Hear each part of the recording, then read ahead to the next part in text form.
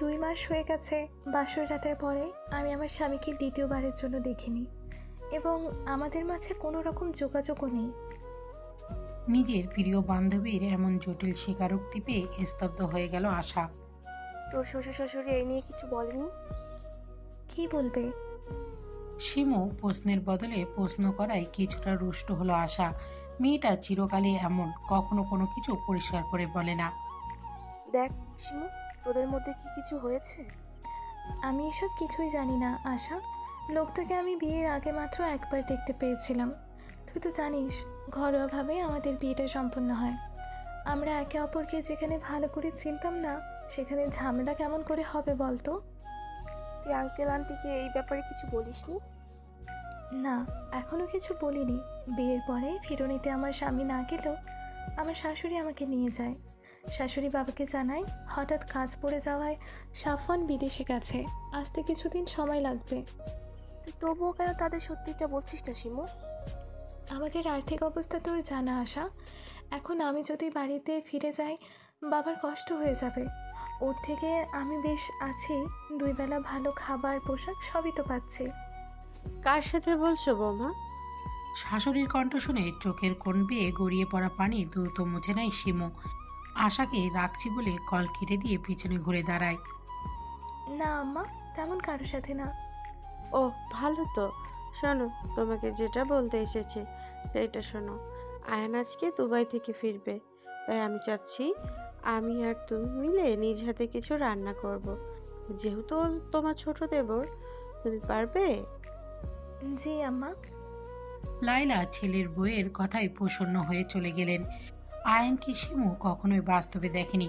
2-1বার তার ননদ আনিকা আয়ানকে দেখিয়েছে ছবিতে, আর ভিডিও কলে একবার কথা হয়েছে। তাই সে বিয়েটা হুট করে হয়ে যাওয়ায় সে সেখানে উপস্থিত ছিল না। ব্যাস, আয়ানের ব্যাপারে সে এতটুকুই জানে। শিমু তার কোমর পর্যন্ত চুল হাত খোপা করে মাথায় ওড়না পেঁচিয়ে রান্নাঘরের দিকে ছুটল। যাওয়ার পথে তার দাদি শাশুড়ি রাজিয়া বেগমের সাথে দেখা হলো। মহিলা যদিও শিমুকে খুব একটা পছন্দ করে না, তবুও শ্রদ্ধার খাতিরে শিমু তাকে জিজ্ঞাসা করলো, দাদি, আপনার কি কিছু লাগবে? রাজিয়া বেগম মুখ কালো করে বললেন, আমার কিছু দরকার নেই, তবে দেখো স্বামীকে পটাইতে না পেরে দেবরকে পটিও না। মহিলার কথা শুনে এক মুহূর্তে অন্তর বিষে উঠল শিমুর। কতটা নিজ মানসিকতা তার সেটা শিমু বুঝতে পারল। রাজিয়া বেগম বিয়ের পরের দিন থেকে কোনো অজানা কারণে তাকে সবসময় কটু কথা শোনায়। নিজের কষ্টকে নিজের বুকেই মাটি চাপা দিয়ে রান্নাঘরের দিকে ছুটল শিমু। শাশুড়ির হাতে হাতে কাজ করতে করতে প্রায় সন্ধে লেগে গেল তার। তাই কাজ শেষে ফ্রেশ হতে সে নিজের জন্য বরাদ্দ কক্ষে চলে গেল। সে প্রায় 30 মিনিট নিয়ে গোসল সেরে মাগরিবের নামাজ পড়ে কিছু বই পড়ছিল শিমু। ভাবি ভাবি, দ্রুত আমার সাথে নিচে চলো, দেখো কে এসেছে। আনিকার কথায় দ্রুত যায় নামাজ ভাঁজ করে আনিকার সাথে নিচে এলো শিমু। যদিও সে জানতো আজকে তার দেবর আসার কথা, কিন্তু দেবরের সাথে নিজের স্বামীকে দেখে ভীষণ অবাক হলো সে। অস্পষ্ট স্বরে বলল, সাফওয়ান। পরিস্থিতি অনেকটাই জটিল হয়ে উঠল চারিদিকে। গোমট পরিস্থিতি বিদ্যমান। সকল নিস্তব্ধতাকে ভেঙে দাদি দৌড়ে চলে গেল তার 2 আদরের নাতির কাছে। এমনিতেই এই মহিলা যদিও ভালো করে হাঁটতে পারে না, কিন্তু তার আদরের নাতিদের দেখলে তার যেন 10 বছর বয়স কমে যায়। সাফু, আমার কই ছিলি? পরের মাইয়ার জন্য তুই কেন বাড়ি ছাড়বি? আবারও রাজিয়ার কথায় শিমুর মন তিক্ত হলো। সাফওয়ানের চলে যাওয়ার পিছনে সে তো দায়ী নয়, তবে প্রতিবার তাকে কেন দায়ী দেয় এই মহিলা? শিমুর শ্বশুর শান্ত দৃষ্টিতে 2 ছেলের দিকে কিছুক্ষণ তাকিয়ে থেকে বললেন, তোমরা ফ্রেশ হয়ে খেয়ে নাও, আমি কাল সকাল 10টায় তোমাদের সাথে কথা বলবো। শিমুর শ্বশুর আলতাফ শান্ত মস্তিষ্কের একজন ব্যক্তি, তাই তিনি এই জটিল পরিস্থিতি সামাল দেবার জন্য কিছুটা সময় নিলেন। আলতাফ তার কথা শেষ করে নিজের কক্ষে চলে গেলেন। লাইলা বেগম বুঝতে পারলেন তার স্বামী তার ছেলের প্রতি ভীষণ রাগান্বিত, কিন্তু সাফওয়ান ক্লান্ত থাকায় কিছুই বললেন না। তার ছেলে যতই অপরাধ করুক না কেন, শিমুর নিজেকে এখানে বড্ড বেমানান লাগছে। তার তথাকথিত স্বামী তার দিকে এক পর্যায়ে একেবারের জন্য তাকায়নি। আয়ান শিমুর অস্বস্তির কিছুটা আন্দাজ করে। ভাবি, আপনি দূরে কেন দাঁড়িয়ে আছেন? ভাইয়ের সাথে এসে দাঁড়ান। যদিও আয়ান শিমুর অস্বস্তির কমানোর জন্য বলেছিল, কিন্তু শিমুর কাছে অস্বস্তি কমার বদলে অনেক গুণ বেড়ে গেল। রাজিয়া বেগম শিমুর দিকে মুখ বাঁকিয়ে বলল, ও যে মেয়ে, স্বামীর কদরই তো বোঝে না। ও কি কইরা স্বামীরে দরদ করব? লাইলা শাশুড়ির প্রতি ক্ষিপ্ত কণ্ঠে বললেন, আপনার নাতি সেই রকম কদর দেবার স্বামী না। অন্যের মেয়ের জন্য নিজের ছেলের কথা শুনোই না। না লাইলা, আপনিও নিজের নাতির দোষ ঢাকতে আসবেন না। আয়ান তোর ভাইকে নিয়ে ঘরে যা। আয়ান সাফওয়ানকে নিয়ে ঘরে চলে গেল। শিমু দেখল তার পাথরের মতো স্বামী তার পাশ কাটিয়ে চলে যাওয়া। কথা বলা তো দূর, একবার নিজের বিবাহিত স্ত্রীর দিকে তাকালো না পর্যন্ত। শিমুর চোখে কোণ বেয়ে কয়েক ফোঁটা জল গড়িয়ে পড়ল। নিজের জন্য বরাদ্দকৃত রুমে চলে গেল।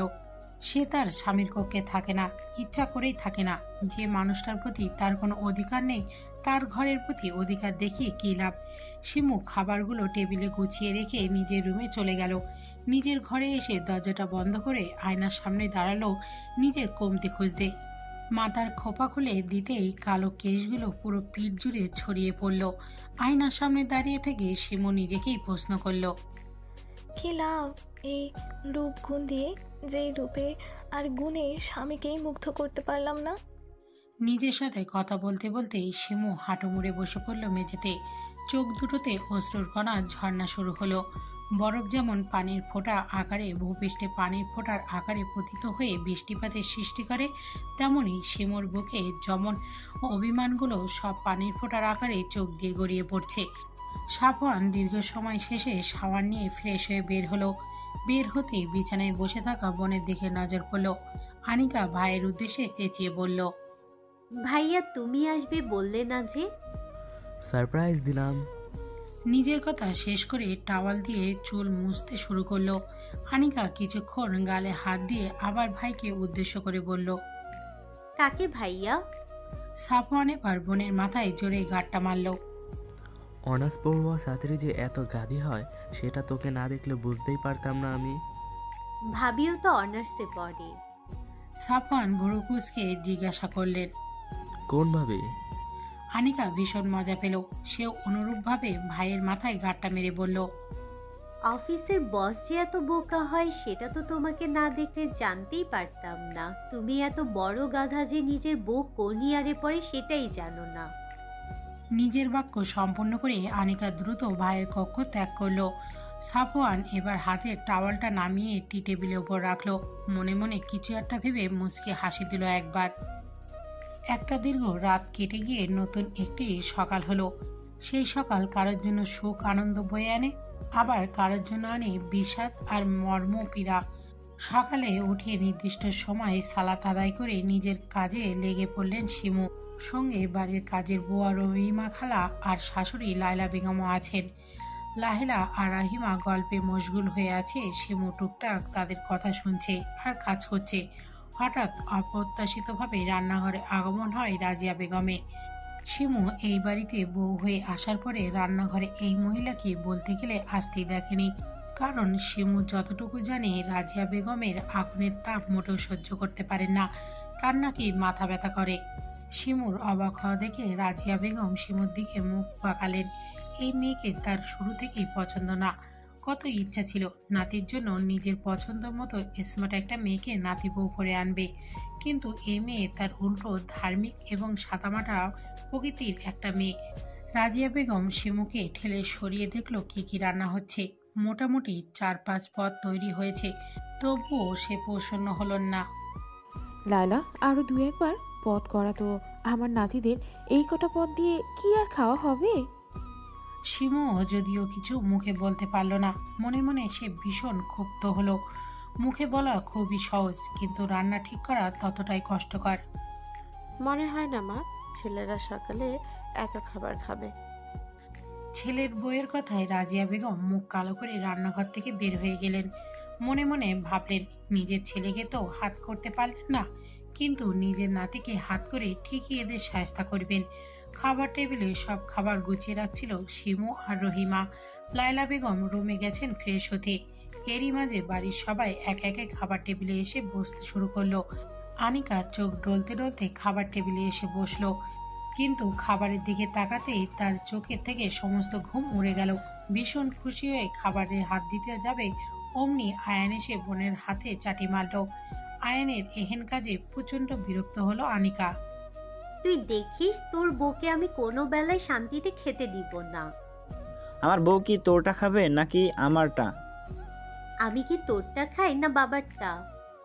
যারটাই খাস মুটিয়ে যাচ্ছিস দেখছিস না? আমি মুটিয়ে যাচ্ছি এত বড় কথা বলতে পারলি তুই? এই থামবি তোরা?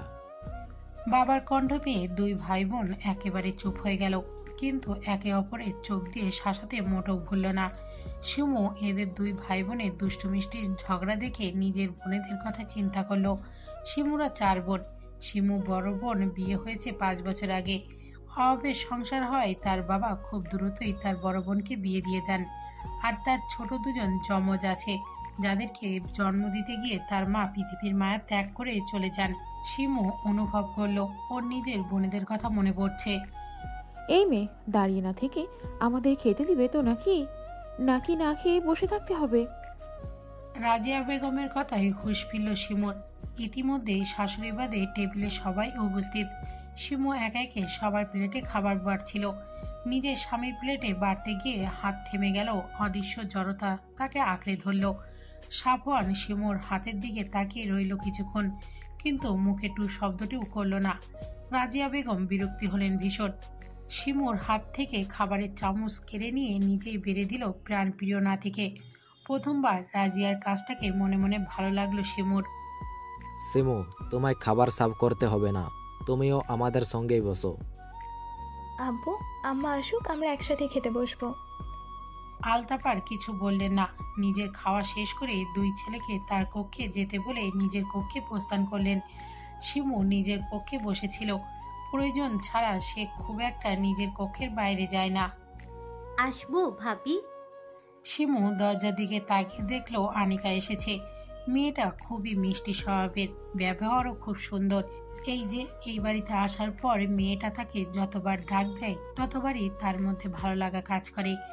মেয়েটা তার 1 বছরের জুনিয়র, কিন্তু ভালোবাসা আর সম্মান এই মেয়েটার থেকেই সবচেয়ে বেশি পেয়েছে সে।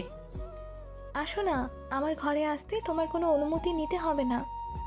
তবু ভাবি, অনুমতি ব্যতীত কারোর রুমে আসা ঠিক না। ওকে ওকে, তোমার যেটা ভালো লাগে তুমি সেটাই করবে। আনিকা শিমুর পাশে গিয়ে বসলো। জানো ভাবি, এই বাড়িতে তুমি আসার আগে আমার কোনো গল্প করার মানুষ ছিল না, কিন্তু তুমি আসার পরে আমি আমার মনের কথাগুলো কোনো সংকোচ ছাড়াই বলতে পারি। তো গল্প বুড়ি, আজকে কি নিয়ে গল্প করবেন আপনি? সাফওয়ান ভাইয়াকে নিয়ে শুনবে তুমি। শিমুর হাসি মাখা মুখটা এক মুহূর্তেই মলিন হয়ে গেল। এই লোকটা তার মনের কোণে শুধু ঘৃণায় সৃষ্টি করেছে। তার জানা মতে কোনো আদর্শবান পুরুষই বিয়ে করে বউকে একা ফেলে চলে যাবে না। এর ফলে সেই মেয়েটাকে কতটা কষ্ট পোহাতে হয় সেটা শুধু সেই জানে। শিমুর থেকে কোনো উত্তর না পেয়ে আনিকা বুঝতে পারল সে ভুল জায়গায় ভুল কথা বলে ফেলেছে। যেটা করা তার মোটেও ঠিক হয়নি। তাই সে নিজের কথাকে অন্যদিকে ঘোরালো। সাফওয়ান ডাইনিং রুমে সোফায় কোলের উপর ল্যাপটপ নিয়ে বসেছিল। লায়লা নিজের ছেলের পাশে গিয়ে বসলেন। সে সাফওয়ানকে এখনো বুঝতে পারে না। চেনা ছেলেটা কেমন অচেনা হয়ে গেছে। সকালে আলতাফ নিজের ছেলেদের সাথে প্রায় 2 ঘন্টা কথা বলেছেন। কি বলেছেন তার কিছুই লায়লা জানে না। তবে যতটুকু জানে তার ছেলে একটা মেয়ের প্রতি অন্যায় করেছে। মেয়েটাকে নিজে পছন্দ করে নিজের ছেলের বউ করেছিল সে। কত আশা নিয়ে মেয়েটাকে নিয়ে এসেছিল এই বাড়িতে, কিন্তু কি পাচ্ছে মেয়েটা? মাকে লক্ষ্য করে নিজের কোলে থাকা ল্যাপটপটা বন্ধ করলো সাফওয়ান। মা কি নিয়ে কথা বলবে সাফওয়ান তার কিছুটা আন্দাজ করতে পারলো। কোনো কিছু না বলেই মায়ের কোলে টান টান করে শুয়ে পড়ল। ছেলের আচমকা কোলে শুয়ে পড়ার কিছুটা বিস্ময় হলো লায়লা। কিছু বলতেই যাবেন তার মাঝেই সাফওয়ান মায়ের কাছে একটা আবদার করলো। মা, একটু আমার মাথায় হাত বুলিয়ে দাও না। ছেলের আবদার লায়লা বেগম ফেলতে পারলেন না। কিছুক্ষণ পিনপতন নীরবতা চলল মা ছেলের মাঝে। নীরবতা ভেঙে সাফওয়ান বলতে শুরু করলো। মা, আমি দুঃখিত, নিজের ভালো মন্দ এখনো আমি বুঝতে পারিনি। নিজে তাড়াহুড়া নেওয়া ভুল সিদ্ধান্তকে সবসময় ঠিক মনে করেছি। নিজের মায়ের কথা অবজ্ঞা ও স্ত্রীকে অবহেলা করেছি। মা, আমি বুঝতে পেরেছি আমার করা চরম অন্যায়। নিজের কথা শেষ করে সাফওয়ান একটা দীর্ঘশ্বাস নিল। মা, তুমি বলতে না আয়নের বিবেক বুদ্ধি কম, কিন্তু জানো মা, আয়ান খুবই বুদ্ধিমান একটা ছেলে। ও না বুঝালে আমি আমার চরম বোকামিটা করেই যেতাম। মা, আমি তোমাকে কথা দিচ্ছি, এরপরে থেকে আমি আর কোনো বোকামি করব না, প্রমিস। দেরি করে হলেও যে ছেলেটা সঠিকটা বুঝতে পেরেছে তার জন্য লায়লা বেগম প্রচণ্ড খুশি হলেন। আমারও কিছুটা ভুল আছে, আমারও উচিত হয়নি তোমাকে বিয়ের জন্য ফোর্স করা, কিন্তু আমিও নিরুপায়। নিজের ছেলের ভালোর জন্য আমি স্বার্থপর হয়েছিলাম। বাবা, অতীত সবারই থাকে, কারো ভালো কারো আবার খারাপ।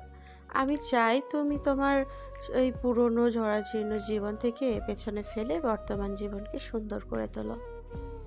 ভাইয়া, এটা কিন্তু ঠিক না। তুমি বউয়ের কোল ও দখল করবে, আবার মায়ের কোলও দখল করবে, আর আমি এগুলো তাকিয়ে তাকিয়ে দেখব? আমার নয় বউয়ের আদরের বয়স হয়নি, কিন্তু মায়ের আদরের বয়স তো আছে, তাই নয় কি? আয়ানের কথা শুনে সাফওয়ান মায়ের কোল থেকে উঠে আয়ানের কান ধরল। তোর এই ঠোঁট কাটা স্বভাব কবে যাবে বলতো? বউ এনে দিলেই চলে যাবে। কি বললি? না মানে আর করব না, সরি। দুই ছেলের কাণ্ড দেখে লায়লা উচ্চ শব্দে হেসে দিলেন। কে বলবে এরা বড় হয়েছে? জীবন বড্ড ভয়ঙ্কর, নাটকের চেয়েও নাটকীয়, ভাবনার চেয়েও অভাবনীয়। সময়ের পরিক্রমায় কালো ছায়ার মোড়া, কিছুটা আশা আর কিছুটা ভ্রম। জীবনের সংজ্ঞা কোনো ব্যক্তি নির্দিষ্টভাবে নিতে পারে না, কারণ এটি অসমাপ্তরাল পথের বাঁকের মতো। তাই জীবনের সমীকরণকে সহজ ভাবা অন্যায়। রাতের আকাশ জুড়ে তারা মিটমিট করে জ্বলছে, অপরূপ সৌন্দর্য ছড়াচ্ছে পুরো পৃথিবী জুড়ে। ছাদে দাঁড়িয়ে থাকা এক তরুণী নিজের ছোট্ট জীবনের জটিল সব সমীকরণ মেলাতে ব্যস্ত, কিন্তু বেলা শেষে সে হতাশ। রাতের শীতল পরিবেশ অনুভব করার জন্য সাফওয়ান আর আয়ান ছাদে এসেছিল।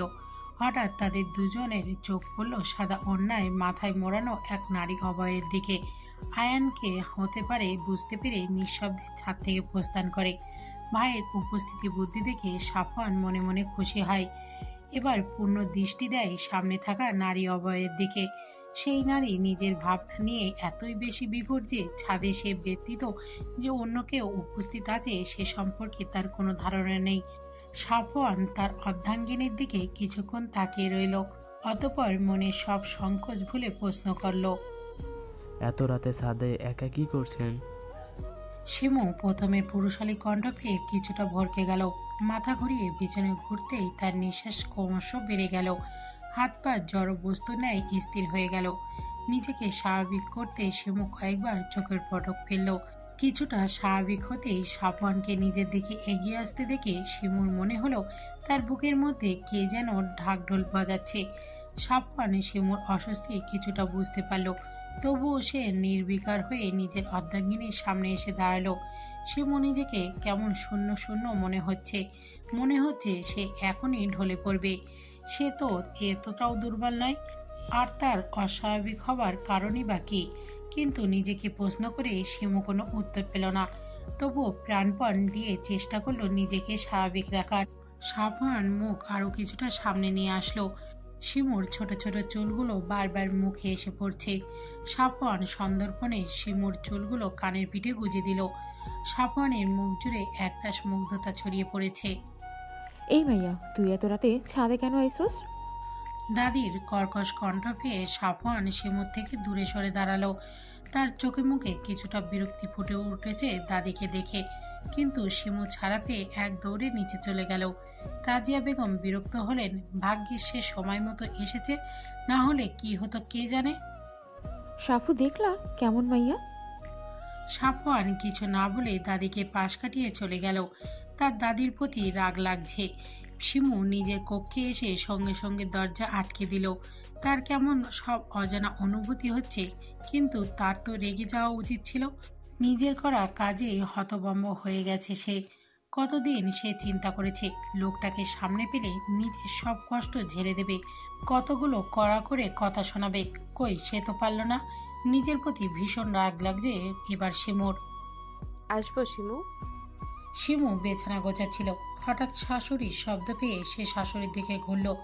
এত সকালবেলা শাশুড়িকে নিজের কামরায় দেখে কিছু অবাক হলো। জি আম্মা, আসুন। লায়লা বেগম এসে খাটের পাশে রাখা আরামকেদারায় বসলেন। শিমু, তুমি তো অনেক দিন হলো বাড়ি থেকে এসেছো, প্রায় 1.5 মাস হলো। আমি চাচ্ছিলাম তুমি কিছুদিনের জন্য তোমার বাবার বাড়ি থেকে ঘুরে এসো। শিমু এখনো এমন কথা যদিও শাশুড়ি থেকে আশা করেনি, কিন্তু তার চিত্তে আনন্দিত হলো।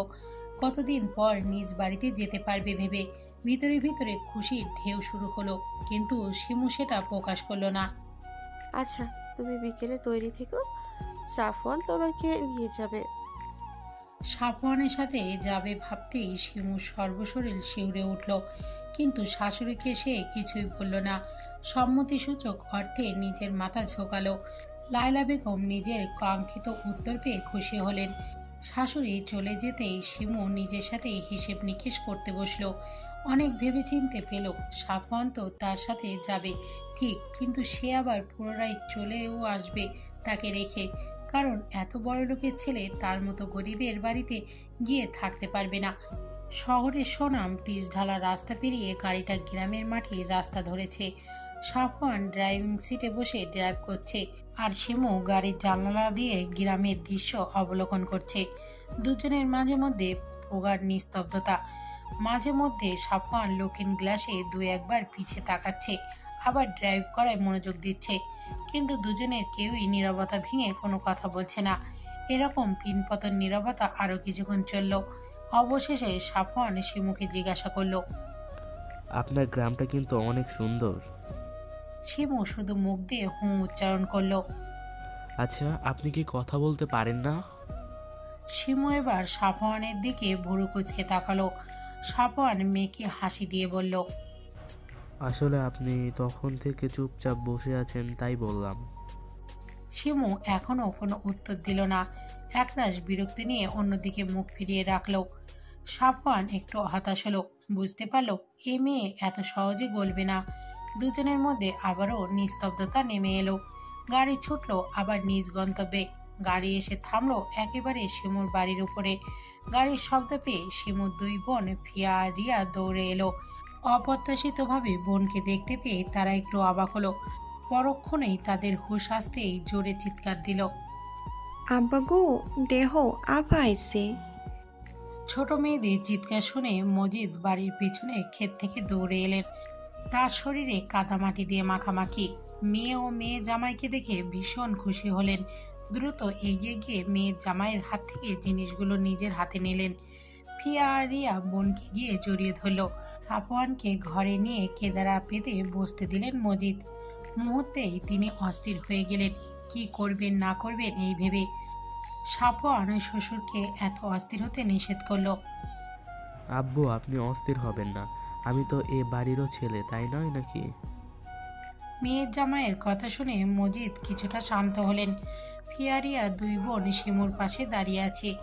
সাফওয়ান তাদের কাছে ডাকলে তারা নিজের কাপড়ের দিকে তাকিয়ে সাফওয়ানের দিকে আর এগোলো না।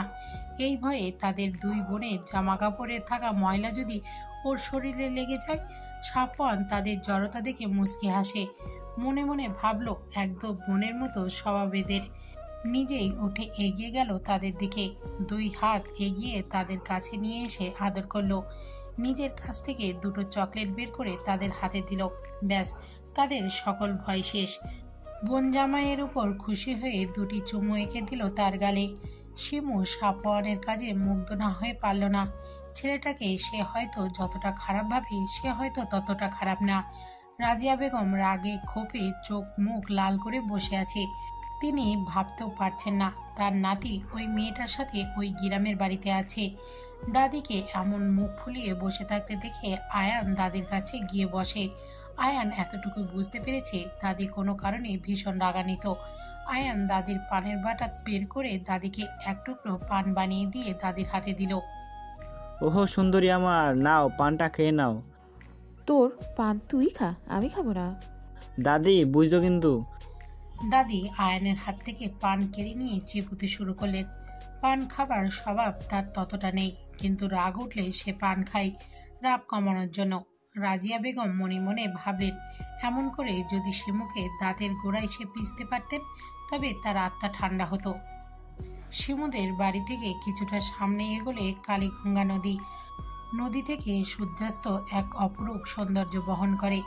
সাফওয়ান মুগ্ধ দৃষ্টিতে কিছুক্ষণ সেই সূর্যাস্ত দেখল। ফিয়া আর রিয়া দুই বোন দুলাভাইয়ের হাত ধরে তারাও উপভোগ করছে। সাফওয়ানের মনে হলো শহর থেকে গ্রাম অনেক সুন্দর। তাদের গ্রামে আসাই হয় না বলতে গেলে। সেই ছোট্টবেলায় আসতো মায়ের সাথে। আজ এতদিন পর গ্রামের সৌন্দর্য দেখতে পেরে অনেক অনেক ভালো লাগা অনুভূতি হচ্ছে তার। শিমুর চিন্তায় চিন্তায় মুখ কালো হয়ে গেছে। সাফওয়ানের তো চলে যাওয়ার কথা ছিল, কিন্তু সে তো গেল না। এখন তাদের এক ঘরে থাকতে হবে। লোকটা তো তেমন একটা ভালো নয়। যদি তার কাছে আসতে চায় তবে সে কি করবে? সে কি চেঁচাবে? না, এটা করা যাবে না। নিজের সাথে বোঝাপড়া করে কোনো উত্তর পেল না শিমু, তাই হতাশ হয়ে বসে রইল। ইতিমধ্যেই শ্বশুরের সাথে কথা শেষ করে বইয়ের ঘরে ঢুকলো সাফওয়ান। ভিতরে এসেই নজর পড়ল এক ভাবুক রমণীর দিকে। সে সর্বদাই নিজের ভাবনায় ডুবে থাকে। ভাগ্যিস মা তাকে এই বাড়িতে আসার বুদ্ধিটা দিল, না হলে এই বইয়ের এত কাছাকাছি আসা যেত না। সাফওয়ান গলা খাকারি দিল। সাফওয়ানের শব্দ পেয়ে শিমু শটানভাবে দাঁড়িয়ে গেল। সাফওয়ানে শিমুর কাণ্ড দেখে মুচকি মুচকি হাসছে। শিমু সেটা খেয়াল করে আরো অস্বস্তিতে পড়ে গেল। মনে মনে সিদ্ধান্ত নিল কাছে আসতে চাইলে কড়াকড়ি কিছু কথা শুনিয়ে দেবে। আপনি কি কিছু নিয়ে চিন্তিত? শিমুর সাথে সাথে কথা নাকচ করে বলল, না না, আমি চিন্তিত নই। আপনি কাছে আসতে চাইলে কি আমি আসতে দিব নাকি? নিজের কথা শেষ করে শিমু ঠোঁট কামড়ে ধরল। মনে মনে ভাবলো এটা কি বলে ফেললো সে। সাফওয়ানের মুখের হাসিটা আরো চওড়া করে বলল, ওহ, তার মানে আমি কাছে আসব? শিমু ভীষণ অস্বস্তি নিয়ে দাঁড়িয়ে রইল। অতিরিক্ত চিন্তায় তার সব গুলিয়ে যাচ্ছে। তাই সে আর লজ্জার কোনো কথাই বলতে পারল না। চুপ করে দাঁড়িয়ে রইল। সাফওয়ান গিয়ে বিছানায় বসলো। পুরো ঘরে একটা খাট, একটা পড়ার টেবিল আর একটা টিনের বাক্স ব্যতীত কিছুই নেই। শিমু এখনো একইভাবে দাঁড়িয়ে আছে। আপনি কি ঘুমাবেন না, নাকি না ঘুমিয়ে রাত পার করে দেওয়ার ইচ্ছা আছে? সত্যি বলতে আমার আপনার পাশে শুতে অস্বস্তি বোধ হচ্ছে। শিমুর অকপটে উত্তর। আপনি নিশ্চিন্ত থাকতে পারেন, আপনার অনুমতি ব্যতীত আমি আপনাকে কখনোই স্পর্শ করব না। শিমু তবুও পুরোপুরি শান্ত হলো না। সাফওয়ান শিমুর অস্বস্তি বুঝতে পেরে বিছানার দিকে একবার তাকালো। বিছানায় একটা কাঁথা আর দুইটা বালিশ। সাফওয়ান বিছানার মাঝ বরাবর কাঁথা ভাঁজ করে লম্বা করে বিছিয়ে বিছানা দুভাগ করলো। আপনি এক পাশে থাকবেন, আমি এক পাশে থাকব। আশা করি আপনার কোনো অস্বস্তি হবে না। অতঃপর সাফওয়ান নিজের পাশে গিয়ে শুয়ে পড়ল। শিমু কিছুক্ষণ তাকিয়ে থেকে সেও নিজের পাশে এক কোণে গিয়ে শুয়ে পড়ল। সাফওয়ান হঠাৎ চোখ খুলে বলে উঠল, আমি অতিক্রম করব না, কিন্তু আপনি চাইলে আসতে পারেন আমার পাশে, আমি কিছু মনে করব না। শিমু মনে মনে সাফওয়ানকে বেয়াদব বলে গালি দিল। তারপর ক্লান্ত থাকায় চোখ বন্ধ করতে গভীর ঘুমে তলিয়ে গেল। সাফওয়ান কিছুক্ষণ ঘুমের অভিনয় করে শুয়েছিল। শিমু ঘুমিয়েছে বুঝতে পেরে সাফওয়ান চোখ মেলল। মেয়েটা তার দিকে পিঠ করে শুয়ে আছে। সাফওয়ান আস্তে করে বিছানা ছেড়ে উঠল। শিমু যে পাশ করে শুয়েছিল ঠিক সেই পাশে গিয়ে দাঁড়ালো। শিমু গভীর ঘুমে তলিয়ে থাকায় সে বুঝতে পারল না তার দিকে কে গভীরভাবে তাকিয়ে আছে। সাফওয়ান শিমুর ঘুমের সুযোগ নিয়ে মুগ্ধ চোখে তাকিয়ে রইল। নিজের করা ভুলগুলো চরমভাবে অনুভব করলো। আজকে তাদের সম্পর্ক সাধারণ স্বামী স্ত্রীর মতোই হতে পারত, কিন্তু সে তো নিজের রাগ ক্ষোভকে প্রাধান্য দিয়ে চলে গিয়েছিল। কোনো মেয়েই চাইবে না তার স্বামী তাকে বিয়ের পরে একা ফেলে চলে যাক। মেয়েটার সাথে এতটুকু সময় থেকে সে যতটুকু বুঝতে পেরেছে, মেয়েটা ভীষণ চাপা স্বভাবের। বুক ফাটবে কিন্তু মুখ ফুটবে না। সাফওয়ানের খুব ইচ্ছে করলো নিজের হাত দিয়ে শিমুর গালে স্পর্শ করার, কিন্তু পরক্ষণেই নিজের করা ওয়াদার কথা মনে করে হাত সরিয়ে নিল। সব যখন সেই শুরু করেছে তখন সেই শিমুর ভালোবাসা জয় করে নেবে, এতে যতই তারে কাঠখড় পোড়াতে হোক না কেন তাকে। সকালের আজানের আওয়াজ পেয়ে ঘুম ছুটে গেল শিমুর। নিজের দিকে তাকাতেই অবাক হলো, তার শরীরে কাঁথা দিয়ে জড়ানো। সাফওয়ান নিজের নির্দিষ্ট জায়গায় ঘুমিয়ে আছে। নিজের স্বামীর দিকে একবার গভীর দৃষ্টিতে তাকালো শিমু। ফর্সা মুখে কালো কালো ছোট্ট ছোট্ট চাপদাড়িতে ভীষণ সুন্দর লাগছে ছেলেটাকে। কিছুক্ষণ সাফওয়ানের মুখের দিকে তাকিয়ে থেকে কি করছিল বুঝতে পেরে নিজেকে গালি দিতে দিতে অজু করতে ঘর থেকে বেরিয়ে গেল। টিনের ফাঁক দিয়ে রোদের আলো এসে পড়ছিল সাফওয়ানের উপর। সেই আলোতে সাফওয়ানের ঘুম ভেঙে গেল। সাফওয়ান আশেপাশে তাকালো একবার, শিমু ঘরে নেই। সাফওয়ান বিছানা থেকে উঠে ঘর থেকে বাইরে বের হলো। তার ছোট্ট দুই শালিকা হাতে বল নিয়ে দৌড়াদৌড়ি করছে। শিমু রান্না করছে রান্নাঘরে, আর ওর শ্বশুর এটা ওটা এগিয়ে দিচ্ছে। সাফওয়ান অনুভব করলো তার শাশুড়ি থাকলে হয়তো তার আদরটা আরো কয়েক গুণ বেড়ে যেত। সাফওয়ান শালিকাদের কাছে গেল। ফিয়ারিয়া সাফওয়ানকে কাছে পেয়ে বায়না করলো তাদের সাথে বল খেলতে। সাফওয়ান তাদের অনুরোধ ফেলতে পারল না। তাদের সাথে খেলতে খেলতে বলটা একটু ঝোপের আড়ালে চলে গেল। ফিয়ারিয়া আনতে যেতে চাইলে সাফওয়ান তাদের রেখে নিজে বল আনতে গেল। ঝোপঝাড়ের নিচে নিচু হয়ে বল আনতে গিয়ে ভুলবশত ঝোপের কাঁটার পরনে শার্ট ভেদ করে পিঠে ঢুকে গেল। ব্যথায় মুখ থেকে আশব্দ বের হয়ে আসলো সাফওয়ানের। তবুও কষ্ট করে বলটা উদ্ধার করে শালিকাদের হাতে ধরিয়ে দিল। রিহা রক্ত দেখে ভয় পেয়ে চিৎকার করে উঠল। দুলাভাই, রক্ত! রিহার চিৎকার শুনে শিমু দৌড়ে এলো। দেখলো সাফওয়ানের পিঠ থেকে শার্ট ভেদ করে রক্ত বেরোচ্ছে। শিমু দ্রুত এগিয়ে গেল সাফওয়ানের দিকে। শার্টটা খুলেন। আমার তেমন ইনজুরি হয় নাই তো। চুপ করুন তো, আপনি কি কোনোভাবেই শার্ট খুলতে লজ্জা পাচ্ছেন নাকি? সাফওয়ান ভাবলো সে কি মেয়ে নাকি লজ্জা পাবে। সাফওয়ান এক টানে শার্ট খুলে ফেললো। শিমু দেখলো এক জায়গায় কাটা ফুটে গেছে, আরেকটা জায়গায় বেশ অনেকটা আঁচড় লেগেছে। শিমু দ্রুত কাটা টান দিয়ে বের করলো। সাফওয়ান ব্যথায় চোখ মুখ কুঁচকে নিল। অতঃপর শিমু কাটা জায়গায় পরিষ্কার করে মলম লাগিয়ে দিল। আপনি ঝোপঝাড়ের ভেতরে কেন গেছিলেন? দেখতেই তো পাচ্ছ ওখানে বেলের কাঁটা আর খেজুরের কাঁটা রাখা। সাফওয়ান চোখ বড় করে তাকালো। বেলের কাঁটা আর খেজুরের কাঁটার ভয়াবহতার কথা শুনেছে সে, আজকে প্রত্যক্ষ দর্শনীয় হলো। শিমু এবার সাফওয়ানের উন্মুক্ত বুকের দিকে নজর গেল। শার্টলেস বুকে বলতে গেলে তেমন একটা লোম নেই, বেশ আকর্ষণীয় লাগছে দেখতে। শিমু অন্যদিকে ঘুরে ঢোক গেল, মনে মনে বলল, লোকটা কি জিম করে নাকি? সাফওয়ান শিমুর চোখ ঘুরিয়ে নেওয়া দেখে মনে মনে হাসলো। ভাবলো, বউ যদি এত আদর করে মেডিসিন লাগিয়ে দেয় তবে একটু একটু ব্যথাতে কিছুই মনে হয় না। ফিয়ারিয়া অসহায়ের মতো বোন জামাইয়ের দিকে তাকিয়ে আছে। এই ভেবে তাদের কারণে তাদের দুলাভাইকে এত কষ্ট পোহাতে হচ্ছে। মানুষ সামাজিক জীব, মানুষ একাকী জীবনযাপন করতে পারে না।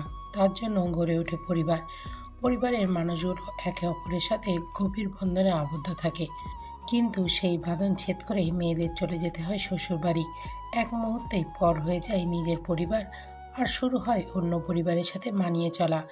এই জটিল সময়টাতে প্রত্যেকটা মেয়ের সাথে তার স্বামীর ভালোবাসাটা থাকা প্রয়োজনীয়। গাড়িতে চুপ করে মন খারাপ করে বসে আছে শিমু। ভেবেছিল এতদিন পর বাড়িতে এসেছে, কিছুদিন থাকতে পারবে, কিন্তু আফসোস সেটা আর হলো না। সকালে আয়ান ফোন করেছিল, বলল দাদি নাকি বাথরুমে পড়ে গিয়েছে, যার ফলে পায়ে ভীষণ ব্যথা পেয়েছে। সাফওয়ানকে বারবার নাকি দেখতে চেয়েছে, তাই এত তাড়াহুড়ো করে চলে আসা। শিমু ইচ্ছা করছিল না বাবা আর ছোট বোন দুটোকে ফেলে আসতে। বাবা একাকী এই বয়সে থাকাটা অনেক কষ্টের। তারপরে তার ছোট দুই বোনও মায়ের আদর থেকে বঞ্চিত। কত বলেছে বাবাকে, বাবা আরেকটা বিয়ে করো, কিন্তু বাবা মানতে নারাজ। কালকে রাতে সাফওয়ানও কথায় কথায় বলছিল, আব্বু আপনার একজন সঙ্গীর প্রয়োজন, রিহার ও একটা মা প্রয়োজন। মুজিদ একগাল হাসি দিয়ে বলেছিল, বাবা, ভালোবাসার মানুষটার জায়গা তার জন্য একান্তই তোলা থাকে। তুমি যদি তাকে গভীরভাবে ভালোবাসো, তার অনুপস্থিতিতেও তোমার কখনো একা মনে হবে না, মনে হবে সে তোমার আশেপাশে আছে। আর রিহার কথা বলছো, ওদের জন্য আমি মা আনতেই পারি, কিন্তু সেই মা যে ওদেরকে ভালোবাসবে তার কি গ্যারান্টি আছে? আর আমার কোনো সঙ্গিনীর প্রয়োজন নেই। এক জীবনে যার সঙ্গ পেয়েছি তাকে ভেবে ভেবেই চলে যাবে আমার। সাফওয়ান মুগ্ধ হয়ে শোনে তার শ্বশুরের কথা। ভালোবাসা যে কতটা সুন্দর শুধুমাত্র সেই ভালোবাসতে জানে, সেই তার প্রকৃতির অর্থ বুঝতে পারে। আর স্বামী স্ত্রীর মাঝে যে ভালোবাসা থাকে সেটা হয় পবিত্র, যার মাঝে রয়েছে অন্যরকম প্রশান্তি। শিমুর চিন্তা ভাবনার মাঝেই গাড়ি এসে থামলো সাফওয়ানদের বাড়ির সামনে। সাফওয়ান নিজ স্ত্রীর দিকে একবার তাকিয়ে গাড়ি থেকে নেমে গেল। শিমুও বেরিয়ে এলো গাড়ি থেকে। দুজন একসাথেই ভেতরে আসলো। কলিং বেল চাপতেই রহিমে খালা এসে দরজা খুলে দিল। সাফওয়ান ভেতরে আসতেই দেখলো দাদি সোফার ওপর পা টান টান করে বসে আছে, পায়ে ব্যান্ডেজ করা। সাফওয়ান এগিয়ে গিয়ে দাদির পায়ের কাছে বসলো। কেমন আছো এখন? দাদি কাঁদা কাঁদা হয়ে উত্তর দিল, এই তো যা দেখছিস। বাথরুমে পড়ে গেলে কি করে? কিভাবে যে পড়ে গেলাম। ওহ, তাহলে তুমি রেস্ট করো, আমি এখনই ফ্রেশ হয়ে আসছি। শিমু গুটিসুটি মেরে এক কোণে দাঁড়িয়েছিল। মনে মনে ভাবল, মহিলাটা যতই খারাপ হোক, ব্যথা যেহেতু পেয়েছে তার একবার জিজ্ঞাসা করা উচিত। শিমু কাছে গিয়ে দাদি বলে ডাক দিল একবার। রাজিয়া বেগম অন্যদিকে মুখ ঘুরিয়ে নিলেন, যেন সবকিছুর জন্য শিমু দায়ী। শিমু কিছুটা অপমান বোধ করলো। আর কিছু না বলে নিজের ঘরে ফ্রেশ হতে যাবে, অমনি শাশুড়ির কথা থেকে যেন ছুটে আসলো। শিমু, ওইদিকে কই যাচ্ছ? জি আম্মা, ফ্রেশ হতে যাচ্ছি। ওইদিকে না, তুমি সাফওয়ানের ঘরে যাও। আমি তোমার সব কিছুই ঘরে রেখে এসেছি। কিন্তু আম্মা। আমি আশা রাখছি তুমি আমার ওপরে কোনো কথা বলবে না। দাদি মুখ বাঁকিয়ে ব্যঙ্গ করে বলল। আদিক্ষেতা। লায়লা বেগম তার কথার কোনো পাত্তা দিলেন না। শিমু গুটি গুটি পা দিয়ে সিঁড়ি ভাঙছিল।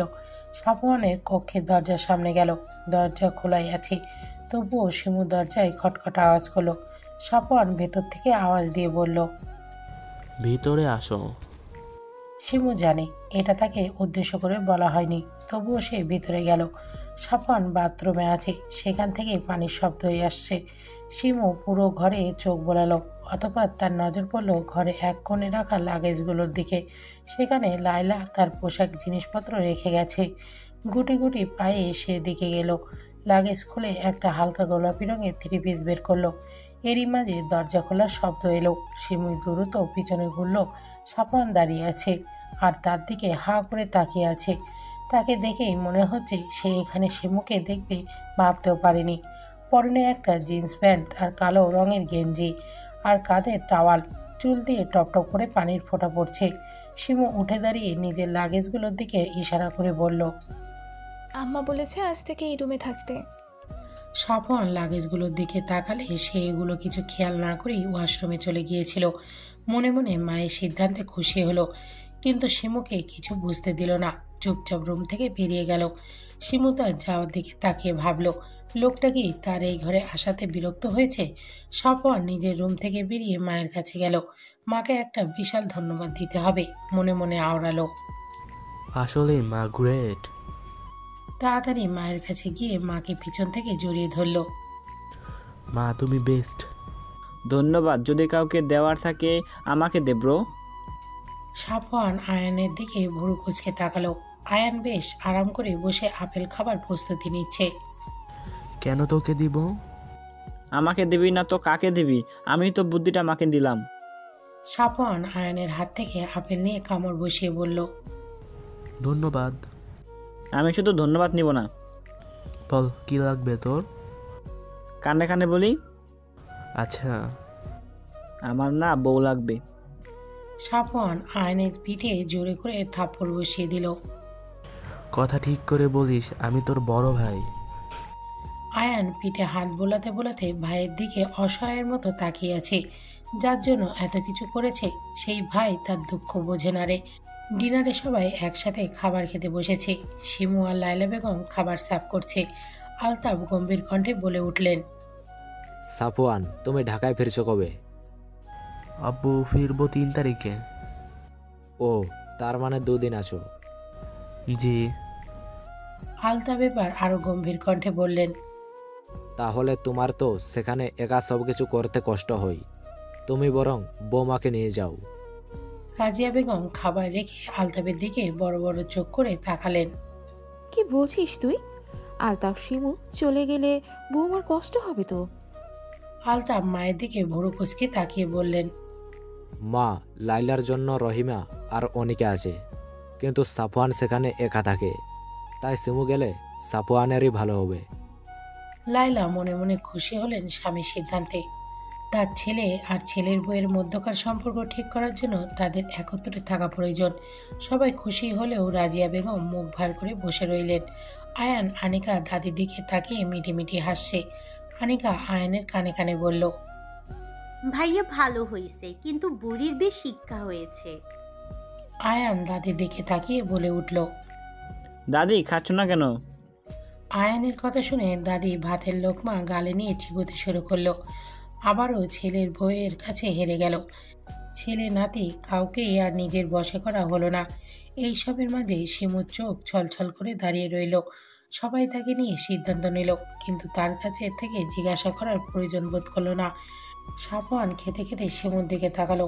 শিমুর অবস্থা দেখে বোঝা যাচ্ছে শিমু তার সাথে যেতে চায় না। শিমু সকল কাজ শেষ করে সাফওয়ানের রুমে নক করলো। সাফওয়ানের সাথে তার কথা বলা প্রয়োজন। সাফওয়ান ভেতরে আসতে বলায় সে ভেতরে ঢুকলো, কিন্তু রুমের ভেতরে ঢুকে ভীষণ অবাক হলো। সাফওয়ান নিজের পোশাক আলমারির এক পাশে রেখে দিচ্ছে। কৌতূহল নিয়ে শিমু জিজ্ঞাসা করলো, আপনি আপনার জিনিসগুলো একপাশে রেখেছেন কেন? সাফওয়ান কোনো প্রতিক্রিয়া না করে এবার শিমুর লাগেজগুলো ধরতে যাবে, অমনি শিমু দৌড়ে গিয়ে সাফওয়ানের হাত সরিয়ে দেয়। সাফওয়ান ভুরু কুঁচকে তাকায়। কি হলো, হাত সরালেন কেন? আপনি আমার লাগেজ ধরেছেন কেন? সাফওয়ান শিমুর থেকে লাগেজ নিয়ে বলল, পোশাক গুছিয়ে রাখবো। সহজ সাবলীল উত্তর নিয়ে সাফওয়ান লাগেজ নিয়ে যায়। শিমু আবার দৌড়ে গিয়ে আটকায়। আপনাকে রাখতে হবে না।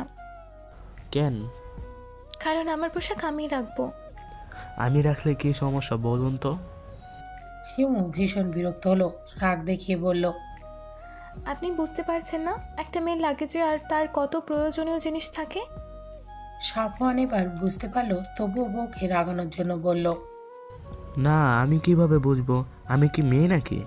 আপনি বলুন, আপনি সব বুঝে নিচ্ছেন। শিমু রাগে চোখ মুখ লাল করে লাগেজের উপর থেকে সাফওয়ানের হাত সরিয়ে দিয়ে বলে, আমার পোশাক আমি গোছাবো। যদি আরেকবার হাত বাড়ান তো হাত পা ভেঙে কাঁধে ঝুলিয়ে দেবো। সাফওয়ান এই প্রথম বউকে এত রাগ করতে দেখে আর কথা বলতে দেখে অবাক হলো, কিন্তু শিমু তার সাথে ধীরে ধীরে স্বাভাবিক হচ্ছে বুঝতে পেরে মনে মনে খুশি হলো। আনিকা নিজের পড়ার টেবিলে বসে স্কেচ করছিল দুটো চোখের। দরজা খোলাই ছিল। আয়ান চুপি চুপি পায়ে পেছন থেকে এসে বোনকে বলল, কি করছিস পাগলি? আচমকা শব্দ পেয়ে আনিকার হাতের স্কেচ বুকটা নিচে পড়ে যায়। আনিকা দ্রুত স্কেচ বুকটা তুলতে যাবে, অমনি আয়ান বুকটা নিয়ে হাতে তুলে নেয়। হাত দিয়ে নাড়িয়ে নাড়িয়ে দেখে বলল, কি বলতো, প্রেমপত্র লিখছিস? তুমি দাও তো খাতাটা। স্কেচ বুকে কি কেউ প্রেমপত্র লিখতে পারে নাকি? পারে পারে, মানুষ চাইলে সবাই পারে। আয়ান খাতাটা খুলতেই যাবে, অমনি দ্রুত আনিকা খাতা কেড়ে নিতে যায়, কিন্তু আয়ান খাতা দেয় না। বোনের থেকে লম্বা হয়, বোনকে এক বাহুর চিপায় আটকে রাখে। অতঃপর খাতার পৃষ্ঠা উল্টাতে থাকে। উল্টাতে উল্টাতে একটা পৃষ্ঠার দিকে চোখ আটকে যায়। একজোড়া চোখ চেনা চেনা লাগছে, কিন্তু চিনতে পারছে না। আনিকা কোনো রকমে আয়নের কাছ থেকে ছুটে হাত থেকে খাতাটা কেড়ে নেয়। ভাইয়া, তুমি যে এমন করে আমাকে জ্বালাও, দোয়া করি তোমার বউ তোমাকে জ্বালিয়ে পুড়িয়ে খাক করে দিই। তা যাই করুক, একটা বউ হলেই চলবে আমার। শিমু সাফিয়ানের মাঝে আজকে রয়েছে বিশাল কোলবালিশ। সাফওয়ানই রেখেছে এই ভয়ে যদি কিছু হয়ে যায়, যা মেয়ে পরে তার হাত পা ভেঙে দিবে। কেটে গেছে দুটো দিন। সাফওয়ান শিমু চলে যাবার সময় হয়ে গেছে। ইচ্ছে না থাকা সত্ত্বেও শিমুকে যেতে হচ্ছে। শিমুর যাবতীয় জিনিস গাড়িতে তুলছে ড্রাইভার চাচা। শিমু শাশুড়ির কাছে দাঁড়িয়ে আছে মুখ ভার করে, যেন টুপ করেই চোখের পানি গড়িয়ে পড়বে। আনিকাও মন খারাপ করে দাঁড়িয়ে আছে। তার ইচ্ছা করছে না ভাবিকে যেতে দিতে, কিন্তু ভাই ভাবির মাঝে যোজন যোজন দূরত্ব কমাতে তাদের একত্রে থাকাটাই প্রয়োজন। আয়ান সাফওয়ানের সাথে দুষ্টুমিতে ব্যস্ত। অবশেষে সকলকে বিদায় দিয়ে সাফওয়ান আর শিমু গাড়িতে বসলো। দাদি তাদের যাওয়া দেখেই কিছু বলল না, শুধু মুখে অন্ধকার নামিয়ে বসে রইল। শিমুর চোখ এবার বাঁধ ভেঙে গেল, চোখ দিয়ে ফোঁটা ফোঁটা পানি পড়ছে, আর ও হাতের সাহায্যে মুছে ফেলছে। সাফওয়ান নিজের রুমাল এগিয়ে দিল। শিমু সাফওয়ানের থেকে রুমালটা নিয়ে চোখ পরিষ্কার করলো। মুহূর্তের মাঝেই শিমুর চোখ মুখ লাল হয়ে গেল। প্রায় 3 ঘন্টার রাস্তা। আধা ঘন্টার মতো কান্না করে শিমু ঘুমিয়ে গেল। সাফওয়ান সন্দর্পণে শিমুর মাথা সাফওয়ানের কাঁধে রাখলো। মনে মনে ভাবল মেয়েটার কত রূপে দেখবে সে, কখনো রুদ্রাণী, কখনো কন্যাবতী, কখনো আবার শান্ত নদীর মতো গভীর। এই মেয়ের প্রেমে পড়ার মতো হাজারো কারণ আছে তার কাছে, তাই সে একটা কারণও মিস করবে না। সবগুলো কারণ দেখে তার প্রেমের পুকুরে হাবুডুবু খাবে। সাফওয়ানের মনে একটা ইচ্ছায় বারবার উকি দিচ্ছে, মন চাচ্ছে একবার মেয়েটার গালে নিজের ঠোঁট স্পষ্ট করাতে, কিন্তু মস্তিষ্ক বলছে না, এটা করো না, তার ওয়াদা ভঙ্গ হবে। মন মস্তিষ্কের সাথে লড়াই করে সে মস্তিষ্ককেই জিতিয়ে দিল। গভীরভাবে তাকিয়ে রইল নিজ স্ত্রীর দিকে। নেই চোখে পোনাই, যদি শিমু দেখত তবেই সাফওয়ানকে নির্বিঘ্নে আপন করে নিত। লায়লা বেগম রান্নাঘরে রহিমা খালার সাথে রান্না করছিলেন। হঠাৎ কলিং বেলের শব্দ হলো। তিনি দ্রুত গিয়ে দরজা খুলে দিতেই দেখল আয়মান তার পরিবার দাঁড়িয়ে আছে। এই সন্ধ্যাবেলায় তাদের আসার কারণ বুঝতে পারলেন না, তবুও ভদ্রতার খাতিরে ভেতরে আসতে বললেন। আমান সম্পর্কে আয়ানের বন্ধু, সে মাঝে মধ্যে এই বাড়িতে আসে, কিন্তু বাবা মাকে নিয়ে আসার কারণটা অস্পষ্ট, তাই তিনি তাদের হালকা নাস্তা দিয়ে ওপরে আয়ানকে ডাকতে চলে যান। আনিকার মন খারাপ দেখে আয়ান এটা সেটা বলে বোনকে খুশি করার চেষ্টা করছে। লায়লা আনিকার রুমে আয়ানকে দেখে বললেন, আয়ান, তোর বন্ধু এসেছে। আয়ান বিস্ময় নিয়ে বলল, এই সন্ধ্যাবেলায়? হ্যাঁ, আমান এসেছে পরিবার নিয়ে। আমানের নাম শুনে আনিকার হার্টবিট ফাস্ট হয়ে গেল। অস্পষ্ট স্বরে বলল, আমান পরিবার নিয়ে চলে এসেছে। আয়ানের বন্ধুর হঠাৎ পরিবার নিয়ে আগমনের কারণ বোধগম্য হলো না। দ্রুত নিচে গিয়ে আমানকে বলল, দোস্ত, তুই এই সন্ধ্যাবেলা কেন আসতে পারি না? আমানের শীতল কণ্ঠের উত্তর দিয়ে আশেপাশে চোখ বুলিয়ে আনিকাকে খুঁজল। না, কোথাও নেই। মেয়েটা তাকে পুড়িয়ে পুড়িয়ে শেষ করে দেবার প্ল্যানিং করেছে নাকি? আলতাপ এসে আমানের বাবা সিরাজের পাশে গিয়ে বসলেন। ভাই, এই অসময়ে আপনারা এখানে কোথাও যাচ্ছিলেন বুঝি? না ভাই, এখানেই এলাম। আলতাপের ভুরু কুঁচকে গেল। ভদ্রতা স্বরূপ মুখে হাসি ফুটিয়ে বলল, হঠাৎ এই পথে কি মনে করে? এখন রোজই আসতে হবে, সম্পর্ক দৃঢ় করতে এসেছি। আলতাপ বিচক্ষণ মানুষ, সিরাজের কথার মানে খুব দ্রুতই বুঝতে পারেন। আমানের দিকে একবার গভীরভাবে তাকালেন। আমান বারবার আনিকার রুমের দিকে তাকাচ্ছে, যা বোঝা তিনি বুঝে গেলেন। বাবা মায়ের একমাত্র ছেলে আমান। আমান ছেলেটা হিসেবে ভালোই, বর্তমানে সে একজন হার্ট সার্জন। সিরাজও নামকরা ব্যবসায়ী। সব মিলিয়ে তিনি অমাত করার সুযোগ পেলেন না, তাই মুখে একগাল হাসি ফুটিয়ে বললেন, লাইলা মাকে ডাকো আর মিষ্টি নিয়ে আসো। সিরাজও খুব খুশি হলেন। যদিও আমার ডায়াবেটিস আছে, তবে আজকের জন্য মিষ্টি খেলে কিছুই হবে না। আমানের মা কামিনী বেগম স্বামীর দিকে চোখ গরম করে তাকালেন। বইয়ের চোখ গরম দেখে সিরাজ মুখ ছোট করে বললেন, অল্প করেই খাবো। সিরাজের কথা শুনে উপস্থিত সবাই হেসে দেন। আয়ান বন্ধুর চোখের দিকে গভীরভাবে তাকায়, মনে মনে আওড়ায়, আমার বোনের সাথে শালা তুই এত কিছু করলি, আমি জানলামই না। আলতাফ সাহেব লায়লাকে বলল, লাইলা, তুমি একটু অনিকাকে নিয়ে আসো তো। আনিকার নাম শুনে আমানের চিত্ত পুলকিত হলো। আয়ান চুপচাপ বসে আমানের কাণ্ড দেখছে। কলেজ জীবনে একটা কথা মনে পড়ে গেল তার।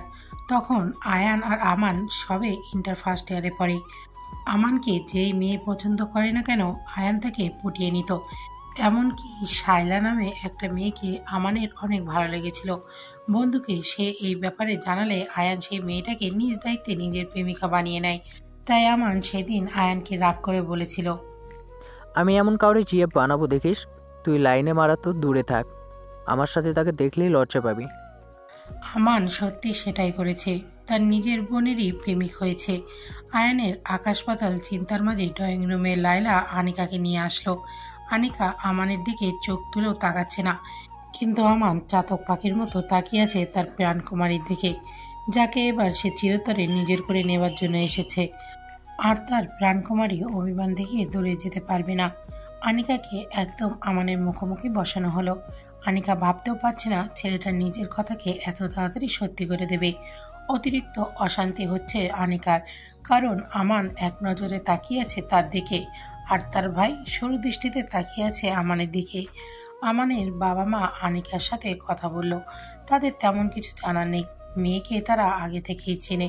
ছেলের জেদের কাছে হার মেনে এই রাত্রিবেলা তারা মেয়ে দেখতে এসেছে। রাজিয়া বেগম চা খেতে দিতে দিতে বললেন, আমার মনে হয় আমান আর অনিকাকে কিছুক্ষণ একা কথা বলতে দেওয়া প্রয়োজন। রাজিয়া বেগমের কথায় সবাই সম্মতি হলেন। আমান যেন এই কথারই অপেক্ষায় ছিল। আনিকা উঠতেই সেও আনিকার পিছন পিছন হাঁটা শুরু করলো। আনিকা রুমের ভেতরে আসার সাথেই আমান দরজা আটকে দিল। আনিকার যেন নিঃশ্বাস আটকে গেল। এমন অবস্থা, তবুও কাঁপা কাঁপা গলায় বলল, দরজা কেন আটকাচ্ছ? আমান আনিকার কথায় পাত্তা না দিয়ে আনিকার মুখোমুখি এসে দাঁড়ালো। আনিকার পুরো শরীর কাঁপুনি ধরে গেল। এবার আমান শান্ত কণ্ঠে বলল, আমার ফোন কেন ধরছিলে না? আমি বলেছি না আমার দূরত্ব সহ্য হয় না। অভিমান করা যায়, কর ফোন কেন বন্ধ করছো? এমন ব্যবস্থা করে যাব আজকের পর কখনো অভিমান করে দূরে যেতে পারবে না। আনিকা ঘামতে শুরু করলো। ছেলেটার জেদ সম্পর্কে অবগত সে, কিন্তু একদিনের মধ্যে যে বিয়ের প্রস্তাব এনে হাজির হবে সেটা কল্পনাতেও আসেনি ওর। অবশ্য আমান একবার বলেছিল রাগ করে ছেড়ে চলে যেতে চাইলে ডাইরেক্ট বাড়িতে বিয়ের প্রস্তাব নিয়ে আসবে, আর ও সেটাই করেছে। আমান এগিয়ে এসে আনিকার কপালে চুমু এঁকে দিল। আমার বউ হওয়ার জন্য প্রস্তুত হও। আমি প্রেমিক হিসাবে ভীষণ সভ্য ভদ্র, কিন্তু আমি জামাই হিসেবে কিন্তু ততটাই অসভ্য অভদ্র হব। নিজের কথা শেষ করে আমান ডাইনিং রুমে চলে গেল, আর আনিকা সেখানেই মূর্তির মতো দাঁড়িয়ে রইল। কিছুক্ষণ সময় গড়ালো।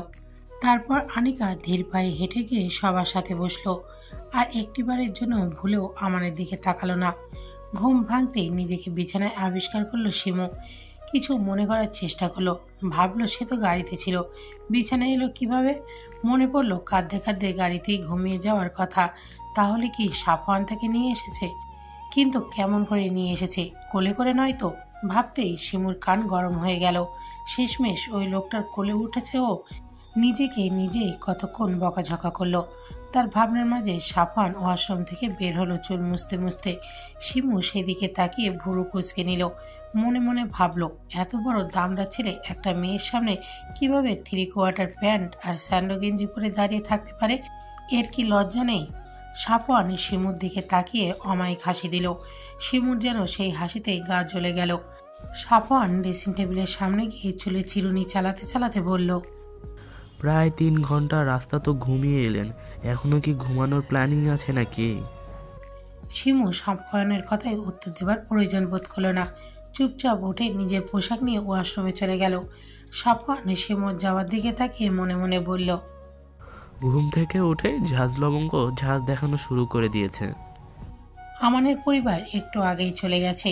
আনিকা বসে বসে দাঁত কামড়াচ্ছে। আলতাফ বিয়ে সম্পর্কে তেমন কিছু জানায়নি আমানের পরিবারকে, শুধু বলেছে, দেখেন ভাই, হুট করেই তো বিয়ের মতো এত বড় কাজ সম্পন্ন করা যায় না। তার জন্য সময় প্রয়োজন, আর ছেলে মেয়েদেরও আরেকটু নিজেদের জানার বোঝার প্রয়োজন। আর আমার বড় ছেলে আজকেই ঢাকা গেছে, আমি চাচ্ছিলাম আর একটু সময় নিতে। সিরাজও আলতাফের কথার ওপর কোনো কথা বলেনি। তারাও কিছু সময় দিয়ে গেছেন বিয়ে সম্পর্ক প্রস্তুতির জন্য। আয়ান পুরো ডাইনিং রুমে পায়চারি করছে। আনিকা ভাইয়ের অবস্থা দেখে মেঝেতে নখ খুঁটছে। আয়ান আনিকার পাশে গিয়ে বলল, তুই আমার ওই বোকা বোনটা না, যাকে আমি প্রেমের পরশে জানে না। আবার জোরে নিঃশ্বাস নিয়ে বলল, আর অমন্য তো আমার ছোটকালের সেই বলদ বন্ধুটা, যে নাকি ভাজা মাছ উল্টে খেতে জানে না। নিজের কথা শেষে আয়ান আহম্মকের মতো বসে রইল। তার এতদিনের হিসেব সব উল্টো হয়ে যাচ্ছে। রাজিয়া বেগম এসে সোফার উপর বসলেন। মনে মনে তিনি একটু সাবধান শিমুর প্রতি রাগান্বিত, তাই পরিবারে কারোর সাথেই তিনি প্রয়োজন ব্যতীত কথা বলছেন না। লায়লা বেগম সকলকে খাবার উদ্দেশ্যে ডাকলেন। আনিকা ধীর পায়ে হেঁটে গিয়ে খাবার টেবিলে বসলো। ধীরে ধীরে সবাই গিয়ে টেবিলে বসে পড়েন।